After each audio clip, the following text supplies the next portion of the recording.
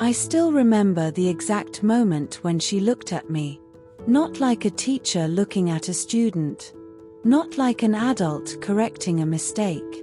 But with a quiet spark in her eyes, as if she could already see something inside me that I hadn't dared to see myself. Her name was Ms. Carter. Everyone at school admired her because she was elegant and sharp, but also impossibly kind. She had this calm way of speaking that made you lean in without even noticing. I never expected her to notice me. I wasn't the type to stand out. I was the quiet one who did his work and tried not to make ripples. But that day, something shifted. The classroom was nearly empty. The bell had already rung and most students had rushed out. I was still packing my bag when Ms. Carter leaned against her desk and said softly, almost like a secret, "Have you ever wondered what it would feel like to step into someone else's shoes? To try on an identity that isn't yours just to see what you'd discover?"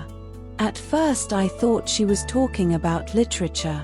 About the novel we'd been reading where the main character struggles with hidden parts of himself. But then her gaze lingered. And suddenly I felt exposed. I laughed awkwardly and said something like, "I guess. I've never thought about it much." But the truth was, I had. Not in any way I could explain. Just fleeting moments. Wondering how it would feel to move differently, to be seen differently, to step outside the tight little box that everyone including myself had placed me in. She must have read it on my face, because she smiled. Not a mocking smile. Not the polite teacher smile. It was almost mischievous. And then she said the words that would echo in my head for weeks. "Maybe we should experiment with identity." My heart stuttered in my chest. I didn't know if she was serious. I didn't know if she was teasing. But the way she said it soft, careful, daring made it feel like an invitation. I left the classroom that day with my mind spinning. I couldn't focus on anything else. Not homework. Not dinner. Not even my favorite video games. Just those words. An experiment with identity. It sounded terrifying. It sounded impossible. And yet, it also sounded like freedom. When you grow up in a small town, people notice things. Not the important things like whether you're lonely or whether you spend too much time thinking instead of speaking. No. They notice the surface stuff, how you dress, how you walk, who you hang out with. That's why I'd always made myself small. I wore plain clothes, muted colors, nothing flashy. I kept my hair short and neat. I laughed when I was supposed to laugh. I blended in. At least, I thought I did. Home wasn't much different. My parents loved me, but they were practical, busy people. My dad worked long shifts. My mom managed the house and volunteered. They didn't ask deep questions. They assumed I was fine. And for the most part, I played along. But there was always this quiet restlessness. A feeling that if someone really looked at me, looked past the ordinary layers, they'd find something unfinished. And then came Ms. Carter. She wasn't the kind of teacher who lectured. She invited you in. She used stories to crack open questions you didn't know you had. And she noticed things. The way your pen tapped when you were nervous. The way your eyes flicked when you were lying. She noticed me. The days after her strange suggestion experiment with identity, I kept waiting for her to bring it up again. But she didn't. She just carried on as usual, handing out assignments, discussing themes in literature, pushing us to think deeper. But every now and then, I'd catch her watching me. Not in a heavy way, but in a knowing way. Like she was waiting for me to say something first. And of course, I didn't. I was too scared. But then she started asking me to stay after class. At first it was for help with an essay, or feedback on my writing. Then it became conversations. Casual at first. About books. About music. About how people hide parts of themselves in order to survive. Those talks became the highlight of my week. I didn't tell anyone about them, not even my closest friend, Ethan. They felt too personal, too delicate, like saying them out loud would break the spell. One afternoon, she asked a question that made me stop breathing. If you could wake up tomorrow as someone completely different, she said, who would you want to be? I froze. Because my mind didn't go where it was supposed to. I didn't think of superheroes or movie stars. I didn't think of being taller or stronger. I thought of something softer. Something that scared me. I covered it with a laugh and said, I don't know, probably someone more confident. She tilted her head, studying me. Confidence isn't about being louder. Sometimes it's about being true to the version of yourself you've been hiding. Her words hit me harder than I wanted to admit. School itself was unremarkable. Hallways filled with chatter, the smell of cafeteria pizza, the squeak of sneakers on polished floors. People moved in little groups, defined by unspoken rules: athletes, theater kids, band geeks, loners. I floated somewhere in between. Not invisible exactly, but undefined. Sometimes I wondered if anyone actually knew me. If they'd even notice if I shifted into someone else entirely. It was during those in-between days, walking home with my headphones on, that my thoughts kept circling back to Ms. Carter's challenge. What would it mean to experiment with identity? Was it just a metaphor? A literary exercise? Or was she serious? And why did part of me want her to be serious?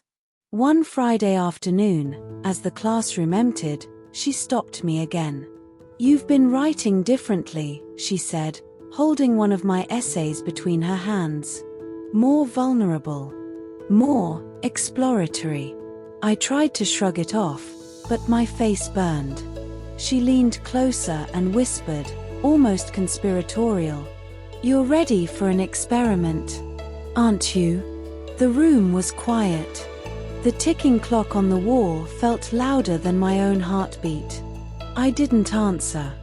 But my silence was enough. She smiled and set the essay down. Meet me here tomorrow. Saturday. Same time. Saturday. No teacher ever asked you to come in on a Saturday. But she said it with such calm certainty that I found myself nodding before I even knew why. That night, I couldn't sleep. My mind replayed every possibility. What would she ask me to do? Was this crazy? Was it dangerous? Should I even go? But beneath the anxiety, there was this undeniable current of excitement. Like standing at the edge of a stage curtain, about to step into a role you'd never dared to play. I laid awake imagining versions of myself. Braver ones. Softer ones. Different ones. And for the first time in years, the idea of being different didn't feel like a threat. It felt like a door. The only question was what waited on the other side. That Saturday, I walked to school with my hands shoved deep in my pockets. The building felt eerily quiet, like a ghost town. I half expected to find it locked, to realize I'd imagined the whole thing. But the side door was open. And when I stepped inside, I saw the warm glow of a lamp in her classroom. She was there, waiting. Not in her usual work clothes, but in something softer: jeans, a cardigan, hair tied loosely back. She looked less like a teacher, more like a friend. I'm glad you came, she said simply, as if she'd never doubted I would. My throat was dry, but I managed to whisper, what's the experiment? Her smile deepened. You'll see. But first I want you to trust me. And in that quiet room, with sunlight streaming through half-drawn blinds, I realized I already did. The classroom looked different that Saturday. Not because the desks or walls had changed, but because the air itself felt charged. Like the silence was holding its breath, waiting for me to step out of who I thought I was. Ms. Carter had moved some of the desks to the side, clearing a little space in the middle. On top of her desk sat a plain cardboard box. Nothing dramatic. No labels. Just a box. But the way she rested her hand on it made my pulse quicken. "Before we start," she said gently, "I want you to remember something. This isn't about pretending. It's not about being fake. It's about trying on parts of yourself you've ignored. Think of it like trying on a story." I nodded, though my mouth was dry. "A story," I repeated, as if that would make it less terrifying. She smiled. "Exactly." Then she slid the box toward me. "Open it." For a long moment, I just stared. My hands trembled as I pulled the flaps back. And inside, I saw clothes. Not just clothes, different clothes. A pale blouse with delicate buttons. A skirt that looked soft and flowing. A scarf with little embroidered flowers. My throat tightened. These aren't mine." Her voice was calm. "They don't have to be. Not yet." I glanced at her, searching for some sign of a joke. But she was serious. Kind, but serious. "Why me?" I asked, the words escaping before I could stop them. Her eyes softened. "Because I think you've been asking yourself the same question for a long time. Who am I, really? And maybe you've been too afraid to answer. So, let's see what happens when you give yourself permission." I looked back at the clothes. My first instinct was to push the box away, laugh, say something sarcastic to cover how rattled I felt. But instead, I reached out and brushed my fingertips across the blouse. The fabric was cool, smooth, unexpectedly comforting. "I can't," I whispered. "You can," she said. "And you don't have to do it perfectly. You just have to try." There was no pressure in her tone, but also no escape. She believed I could. Which somehow made me want to believe it too. She led me to the small storage closet at the back of the classroom. "You can change in here. Take your time." I stepped inside and shut the door behind me. My heart was pounding so hard I thought it might shake the walls. I stared at the clothes draped over my arm. This was ridiculous. What was I doing? I was a normal guy. I had friends. I played video games. I wore hoodies and sneakers. I didn't do this. And yet, I slipped my shirt over my head. My reflection in the dusty mirror on the closet wall looked pale and nervous. My hands shook as I pulled the blouse on. The buttons were small and fussy, and I fumbled with them. When I finally fastened the last one, I froze. The mirror showed me something strange. Not someone else exactly. Still me. But softer. Tilted. Different. I hesitated before pulling the skirt up. My legs felt exposed. The hem brushed against my knees in a way that sent a shiver up my spine. I almost laughed. It was such a small thing. Just fabric. But it changed everything. I wrapped the scarf clumsily around my neck. The floral pattern looked too bright against my skin. Too obvious. But maybe that was the point. I didn't know what to do with my hands.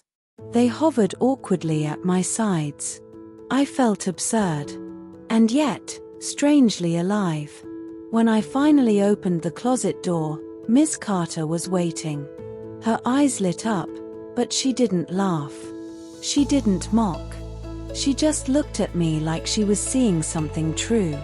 "How does it feel?" she asked softly. I swallowed hard. Weird. Weird good or weird bad? Both, I admitted. Her smile grew warmer. That's honest. That's brave. I glanced down at myself, tugging nervously at the skirt.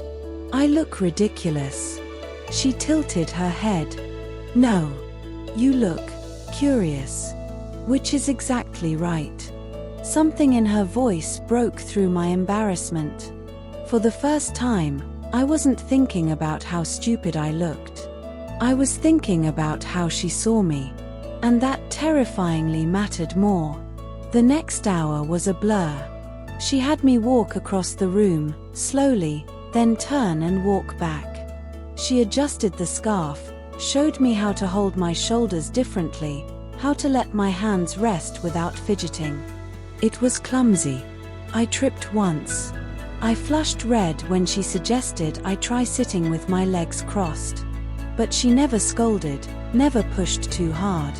She laughed softly when I stumbled, not unkindly but like we were sharing a secret joke. And little by little, I stopped resisting. At one point, she said, "Imagine you're playing a role. Give this version of yourself a name." I blinked. A name? Every story needs a character, she said. What's yours called? The question startled me. My mind spun blank, then settled on a name that had always quietly tugged at me. I whispered it before I could stop myself. Lena. Ms. Carter smiled like she'd been waiting for it. Lena. Perfect. Hearing it out loud was like someone striking a match in a dark room. Small. Dangerous. Beautiful. By the time I changed back into my regular clothes, my head was spinning. My skin felt strange, like the fabric of my old hoodie didn't quite belong anymore. Ms. Carter didn't ask for promises. She didn't push. She just said, "Thank you for being brave today. You've started your experiment. Where it goes next, that's up to you." I walked home that afternoon with the box of clothes hidden in a plain bag she'd given me. My heart thudded with every step. What if someone saw? What if Ethan called and wanted to hang out? What if my parents noticed? But under all the panic, there was a secret warmth. A new word echoing in my mind. Lena. That night, lying in bed, I stared at the ceiling. My whole world looked the same. Posters on the walls. Desk piled with homework. The hum of my old fan. But inside me, something had shifted. I couldn't stop replaying the way she'd looked at me. Like I wasn't ridiculous at all. Like I was possible. And for the first time, I wondered. What if Lena wasn't just an experiment? The bag sat under my bed like a living thing. Every time I walked into my room, I felt its presence quiet, patient, waiting. For the first 2 days, I avoided it. I buried myself in homework, games, anything that would keep me from thinking too much. But the thought always circled back. The blouse, the skirt, the scarf, and that name. Lena. It wasn't just a word anymore. It was a pulse. By Tuesday night, I gave in. I locked my door, pulled the bag out, and laid the clothes across my bed. My hands trembled as I touched them. Not because I was afraid of the fabric itself, but because of what it meant. I slipped the blouse on. Then the skirt. I moved slower this time, deliberate. No teacher waiting. No pressure. Just me. When I caught my reflection in the mirror, I froze. It wasn't perfect. My hair was wrong. My posture was awkward. But there was something in my eyes, a softness, a flicker of possibility. And once again, I felt that strange shiver, equal parts fear and thrill. I whispered the name. Lena. Hearing it in the silence of my room felt both forbidden and sacred. The next day at school, I couldn't look at Ms. Carter without remembering. She didn't bring it up, not directly. But when she handed me my paper, there was a small note written at the bottom. How is your story unfolding? My stomach flipped. She was the only one who knew. The only one who could see past the mask I wore every day. That made her terrifying and irresistible. After class, she paused by my desk and whispered, "Walk with me after school." I nodded, though my heart was racing. We walked along the edge of the football field as the sky dimmed to gold. The players shouted in the distance, their laughter echoing, but around us it felt strangely private. "Did you try again?" she asked softly. I hesitated, then admitted, "Yes." "And?" I swallowed. It felt good. Too good. Which makes it worse somehow. She gave me a thoughtful smile. "Why worse?" "Because I shouldn't like it." "Who decided that?" she asked. I didn't have an answer. She stopped walking and faced me. "Listen carefully. Curiosity isn't wrong. Trying something isn't wrong. What you're afraid of isn't the clothes. It's what people would say. But right now it's just you. You get to decide what story you want to live." Her words sank into me like warm rain. For the rest of the evening, I couldn't stop thinking about how easy she made it sound. The more I tried, the bolder I became. Some nights I would dress up for a few minutes. Other nights I would linger longer, practicing my walk, experimenting with gestures. I laughed at myself sometimes, especially when I tripped or when the scarf nearly slid off my shoulder.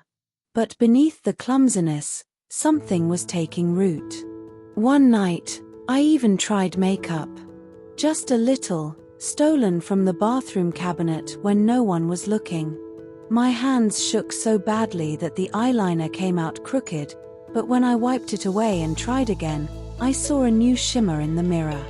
It wasn't about looking convincing. Not yet. It was about feeling real. And with each attempt, Lena grew louder. But with Lena came fear. One Saturday morning, I thought the house was empty.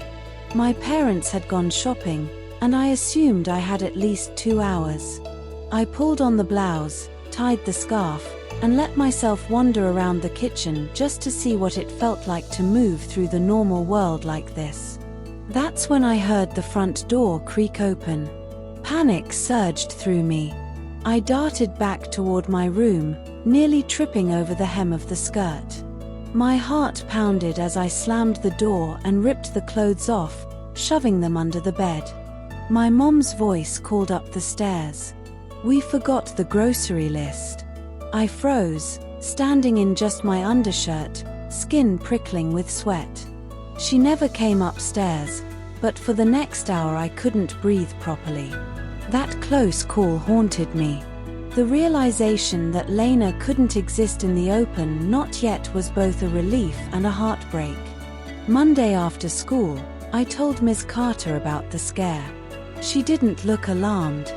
Instead, she gave me a small, steady smile. Secrets can be heavy, but sometimes they're necessary at first. The important thing is you don't have to carry it alone anymore. I'm here. The way she said it made my throat tighten. No one had ever offered that kind of space before. Not even my closest friend. "Why are you doing this?" I finally asked. Her eyes softened. "Because I see potential in you. Not just as a student. As a person. Most people spend their lives hiding. But you're on the edge of something extraordinary." I wanted to believe her. More than anything, I wanted to. By the end of the month, I had a small routine. Twice a week, I'd stay late in her classroom. We'd talk, laugh, sometimes read aloud passages from books about identity and disguise. And always, there was the box. Each time, she'd add something new. A ribbon. A pair of shoes. Even a simple necklace. Slowly, the image of Lena sharpened. One afternoon, she surprised me with a wig. Light brown, shoulder length, simple but elegant. I held it like it was fragile glass. "This is too much. Or maybe it's just enough," she said with a teasing smile. I put it on awkwardly, strands falling into my eyes. She reached out gently, brushing the hair back behind my ear. The touch was so casual, so kind, that I nearly forgot how to breathe. When I looked in the mirror that day, something inside me cracked open. For the first time, I didn't just see Lena. I felt her. And she felt right. But the more real she became, the harder it was to switch back. I'd walk into class in my hoodie and jeans, and it felt like a costume. Like I was pretending to be someone everyone expected, while the truth was folded away in a cardboard box. And the scariest part? I wasn't sure which version of me was pretending anymore. I never thought a single name could change the way I breathed. But every time I whispered Lena, my chest loosened. It was like opening a locked window in a room I'd lived in too long. The more I practiced in secret, the more natural it felt. My movements, my voice clumsy at first, started to soften into something new. Sometimes I'd even catch myself smiling without realizing it. But I was still terrified. Terrified someone would walk in.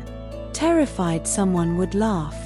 Terrified I was building a self I'd never be allowed to keep. That fear weighed heavy until Ms. Carter suggested something that shook me even more. It was a Thursday afternoon. The late sun cast amber light across her classroom, turning the floor into streaks of gold. I was sitting in one of the front desks, Lena's wig resting in my lap, when she spoke. "You're ready to step outside," she said calmly. I blinked. Outside? As in outside this room? She smiled. Yes. Lena deserves air. She deserves to walk, not just hide in a mirror. My pulse spiked. That's insane. Someone will see me. Everyone will see me. Her eyes sparkled, mischievous but steady. Not if we're careful. We'll go somewhere safe. Somewhere quiet. I shook my head, hugging the wig closer. I can't. You can, she said softly. The only question is, do you want to? Her words landed heavy. Did I? God, yes. The idea of being Lena beyond these four walls lit a fire in me. But it also scared me more than anything else. She didn't press. She just let the question hang, like a door left half open. That weekend, I found myself staring at the bag under my bed again.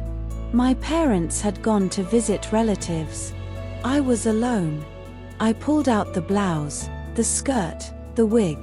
When I looked in the mirror, Lena looked back. Not perfectly polished, not flawless but real. I turned slowly, testing the way the skirt shifted, how the wig brushed my shoulders. I whispered the name again, and this time, I didn't feel like I was pretending. I felt like I was remembering. And suddenly, Ms. Carter's challenge didn't feel impossible anymore. It felt inevitable. The next week, I agreed. We met on a quiet Saturday afternoon. She'd chosen a park on the far side of town, small, tucked away, rarely crowded. I arrived in my regular clothes, but she brought the box with her. We used the backseat of her car as my makeshift dressing room. My hands shook as I changed, but she gave me space, standing outside while I fumbled with buttons and the wig. When I finally stepped out, the air hit me differently. Cool, fresh, alive. The blouse fluttered gently in the breeze. The scarf warmed my neck. The wig tickled my cheek. I stood frozen by the car, hugging myself. Ms. Carter smiled. "You're beautiful." My face burned. "Don't say that. I'll believe you." "Good," she said. "Believe me." She offered her arm like we were characters in some old film. I hesitated, then slipped my hand through. And together, we walked. At first, every sound made me flinch. A car in the distance. a jogger's footsteps, a bird taking flight. I kept expecting someone to point, to laugh, to call me out. But no one did. The park was nearly empty, just trees swaying, grass whispering, the path stretching out in front of us. Slowly, my shoulders loosened.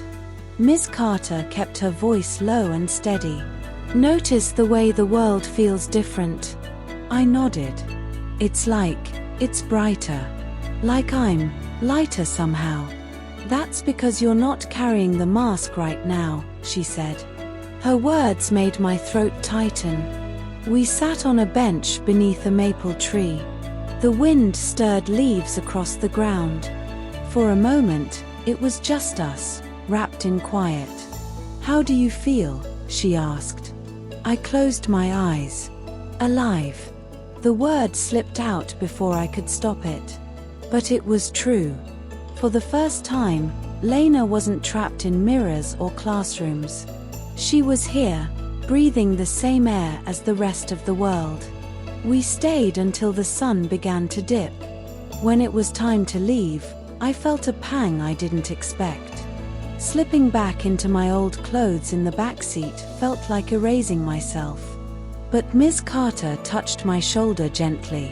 "Lena doesn't vanish when you change clothes. She's still here. You carry her with you." I nodded, blinking back sudden tears. That night, lying in bed, I whispered the name again. And instead of fear, I felt something new. Hope. Over the next weeks, our walks became routine. Sometimes the park. Sometimes quiet side streets. Always careful, always cautious. And each time, I grew bolder. One afternoon, a woman passed us on the trail and smiled politely, as if nothing was strange at all. My heart nearly burst. She hadn't seen a boy in borrowed clothes. She'd just seen me. Another time, Miss Carter taught me how to sit at a cafe table, sipping tea slowly, shoulders relaxed. I was terrified someone would notice. But no one did. And even if they had, in that moment, I wasn't sure I would have cared. Because Lena was no longer just an experiment. She was joy. But joy is dangerous. It makes you reckless. One evening, I stayed dressed longer than usual at home. I sat at my desk, writing in my notebook as Lena. My door was locked, but when my dad knocked unexpectedly, I panicked. "Dinner's ready," he called. My voice caught in my throat. I managed a shaky, "coming," before scrambling out of the clothes and stuffing them away. At the dinner table, I sat across from my parents, pretending to be normal. The smell of roasted chicken filled the air. The TV hummed in the background. But inside, I was split. Half of me was here, nodding along to small talk. The other half was still upstairs, with Lena. And for the first time, I realized I couldn't keep her hidden forever. The next day, Miss Carter noticed my silence. "You're carrying something heavy," she said softly. I finally confessed. "It's getting harder. Switching back and forth. It feels like I'm lying all the time." She studied me for a long moment. Then she said, "Every story reaches a point where the character can't go back. Maybe you're closer to that than you think." Her words scared me. But they also thrilled me. Because deep down, I wanted her to be right. It happened on a Friday. A normal day. Ordinary in every way until it wasn't. The morning passed in a blur of classes and chatter. By the final bell, I was exhausted, eager to slip into the quiet of Miss Carter's room. We'd planned another small walk that weekend. I carried the box under my jacket like a secret heartbeat. But fate doesn't care about plans. As I walked down the hall, I heard my name. "Hey, what's that?" "Ethan." My closest friend since childhood. He was leaning against a locker, grinning. but his eyes flicked toward the box. My throat dried instantly. Nothing. Just stuff for English. He raised a brow. That's a lot of stuff for English. I forced a laugh and walked faster. But I could feel his curiosity trailing me, sharper than usual. Ethan wasn't stupid. By the time I reached Ms. Carter's room, my pulse was racing. I shut the door behind me and leaned against it, breathless. She looked up from her desk. What happened? Ethan saw, I whispered. The box. He asked questions. Her expression softened with concern, not panic. And what did you say? That it was nothing. But he didn't believe me. I sank into a chair, burying my face in my hands. It's over. He's going to figure it out. He's going to know. Ms. Carter came around the desk, crouching in front of me. Her voice was calm, steady, like always. Listen. Secrets feel like cages, but sometimes being seen is what sets you free. Tears burned my eyes. I'm not ready. Her gaze was unwavering. Then decide. Do you want to keep hiding? Or do you want to fight for Lena? The question hit me like a thunderclap. Do I want to fight for Lena? That night, I barely slept. Every shadow looked like judgment. Every sound was Ethan texting or calling, though my phone stayed silent. By Saturday, I couldn't take it. I went to meet Ms. Carter at the park, the box clutched tight in my arms. She watched me approach, her face unreadable. You look like you're carrying the weight of the world. Maybe I am. We found a quiet bench, and I spilled everything: the fear, the close calls, the way switching back and forth was tearing me apart. I don't know who I am anymore, I admitted. My voice cracked. I don't know if I'm him or her. I don't know if Lena's just a dream or if she's the truth. Miss Carter's hand rested lightly on mine. That confusion is the storm before clarity. Identity isn't something you choose once. It's something you grow into. I looked at her, desperate. But what if everyone rejects me? What if Ethan hates me? What if my parents can't even look at me? Her eyes softened. Then you'll still have yourself. And you'll have me. The words hit harder than I expected. My chest ached. That evening, I stood in front of the mirror again. I dressed slowly: blouse, skirt, wig. My hands shook, but not from clumsiness this time. From resolve. When I whispered the name Lena, it didn't feel like a question anymore. It felt like an answer. The confrontation came sooner than I wanted.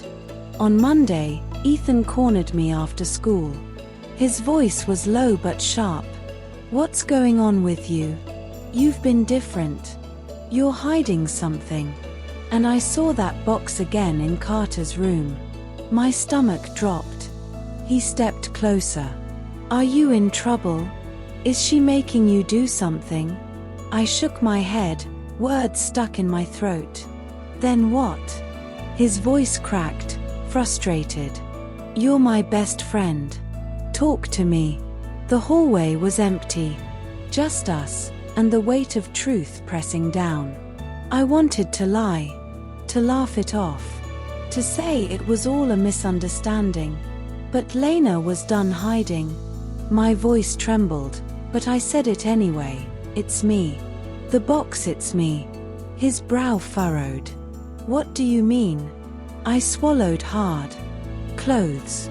Different clothes. A different name. A different me. For a moment, silence stretched like glass between us. His eyes widened, then softened, then darted away. You're serious, he whispered. I nodded, shaking. I didn't want you to know. I was scared. He rubbed the back of his neck, struggling for words. So, you're what? Pretending to be a girl? The word pretending stung. Not pretending. Just trying. Learning. Maybe it's more than that. I don't know yet. The air was thick with unspoken things. Finally, he said, "Why didn't you tell me sooner?" "Because I thought you'd hate me," I whispered. Ethan let out a shaky laugh, not unkind. "I don't hate you. I'm just surprised." Relief and fear collided in my chest. "Does anyone else know?" he asked. "Just Ms. Carter," I admitted. He whistled softly. "Man, you really picked the most dangerous person to trust." I almost laughed, but the weight of the moment held me still. That night, I told Ms. Carter what had happened. She listened quietly, then smiled faintly. "See, the world didn't end. I thought it would," I confessed. "Most people do," she said. "But sometimes, being brave enough to be seen is the first step to being free." Her words echoed long after I left. The confrontation wasn't just with Ethan. It was with myself. Every night after that, I stood in front of the mirror, looking at Lena, looking at the boy I used to think I was, and asking the hardest question of all. Who do I want to be? And though the answer wasn't fully formed, I felt it stirring like dawn breaking behind clouds. Lena wasn't an experiment anymore. She was a truth I couldn't ignore. The only question was I strong enough to live her life? The days after Ethan found out felt lighter. Not easy. Not simple. But lighter. He didn't bring it up in front of anyone else, and for that, I was grateful. At lunch, we sat together like always, though there was a new silence between us, a silence filled with unspoken questions. But silence wasn't rejection. Silence was space. And for now, that was enough. Ms. Carter noticed the change in me immediately. "You're walking differently," she said one afternoon, a quiet smile playing at her lips. "Differently how?" I asked, half embarrassed. "Less like someone trying to disappear," she answered. Her words made my chest warm. For weeks, I'd been terrified of being seen. Now, for the first time, I was learning how to exist without shrinking. One Saturday, she surprised me by taking me to a small thrift store 2 towns over. "This is your next step," she said. Rows of clothes stretched before me, colors, textures, shapes I'd never dared to touch. My hands trembled as I flipped through hangers. A floral dress. A soft sweater. A pair of boots with just a hint of a heel. "Choose something that feels like you," she whispered. I hesitated for a long time. Every choice felt dangerous. But finally, I picked a simple sundress, pale yellow, flowing, gentle. When I tried it on in the dressing room, I nearly cried. Not because I looked perfect, but because I looked possible. Ms. Carter knocked lightly on the door. "Can I see?" I opened it slowly. She looked at me for a long moment, then said, "Now that looks like freedom." Her voice cracked slightly, and I realized this wasn't just about me. She was invested too. She believed in me more than I believed in myself. The following week, I wore the dress again at home, late at night. I sat by the window, moonlight brushing across the fabric, and whispered the name. Lena. The sound no longer felt like a secret. It felt like a promise. But life didn't magically transform. My parents still didn't know. Ethan was supportive in silence, but distant at times. Every day, I carried the risk of exposure. And yet, I also carried something stronger. Hope. Because I wasn't hiding in a closet anymore. I wasn't pretending in front of the mirror. I was stepping, slowly but surely, into the world as Lena. On the last day of the school year, Ms. Carter pulled me aside. The classroom was empty, sunlight pouring through the blinds, dust motes floating like little stars. "You've grown more than you realize," she said. "Not because of me. Because of you. You were brave enough to try. Brave enough to keep going." My throat tightened. "I don't know what comes next." She smiled softly. "None of us do. That's the beauty of it. Identity isn't a finish line. It's a journey." I wanted to thank her, to pour out everything she'd given me, but the words caught in my throat. So instead, I just whispered, I think Lena's real." Her eyes glistened. She reached out, squeezing my hand. Then let her live. As I walked home that afternoon, the world looked different. The same streets, the same trees, the same sky but brighter. I wasn't finished. I wasn't fully understood. I wasn't completely safe. But I was no longer afraid of myself. And for the first time in my life, that was enough. Because this wasn't the end of my story. It was only the beginning.